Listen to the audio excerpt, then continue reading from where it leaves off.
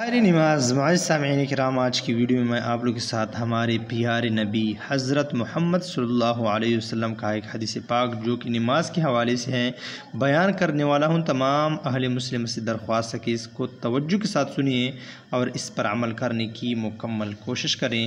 بسم اللہ الرحمن الرحیم۔ حضور اقدس صلی اللہ علیہ وسلم کا ارشاد ہے کہ جب نماز کا وقت آتا ہے تو ایک فرشتہ اعلان کرتا ہے کہ اے آدم کی اولاد، اٹھو اور جہنم کی اس آگ کو جسے تم نے گناہوں کی بدولت اپنے اوپر جلانا شروع کر دیا ہے بجھاؤ۔ چنانچہ دیندار لوگ اٹھتے ہیں، وضو کرتے ہیں، ظہر کی نماز پڑھتے ہیں، جس کی وجہ سے ان کے گناہوں کی صبح سے ظہر تک کی مغفرت کی جاتی ہے۔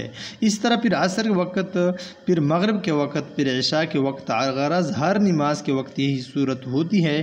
عشاء کے بعد لوگ سونے میں مشغول ہو جاتے ہیں، اس کے بعد اندھیرے میں بعض لوگ برائیوں، زناکاری، بدکاری، چوری وغیرہ کی طرف چل دیتے ہیں اور بعض لوگ بلائیوں، نماز، وظیفہ، ذکر وغیرہ کی طرف چلنے لگتے ہیں۔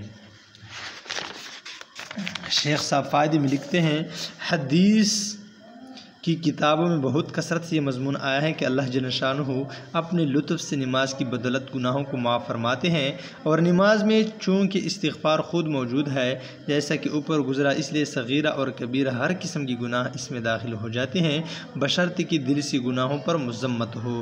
خود حق تعالی شانہ کا ارشاد ہے، اقم الصلاۃ طرفی النہار وزلفا من اللیل ان الحسنات یذہبن السیئات، جیسا کہ حدیث 3 میں گزرا۔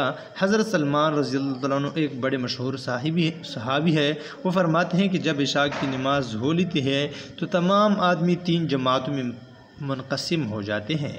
ایک وہ جماعت ہے جس کے لیے یہ رات نعمت ہے اور کمائی ہے اور بلائی ہے، یہ وہ حضرات ہے جو رات کی فرصت کو غنیمت سمجھتے ہیں، اور جب لوگ اپنے راحت و آرام اور سونے میں مشغول ہو جاتے ہیں تو یہ لوگ نماز میں مشغول ہو جاتے ہیں، ان کی رات ان کے لیے اجر و ثواب بن جاتی ہے۔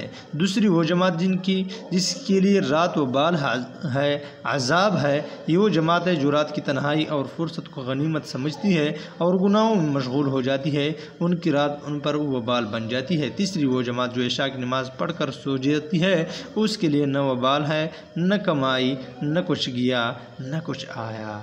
وآخر دعوانا الحمدللہ رب العالمین۔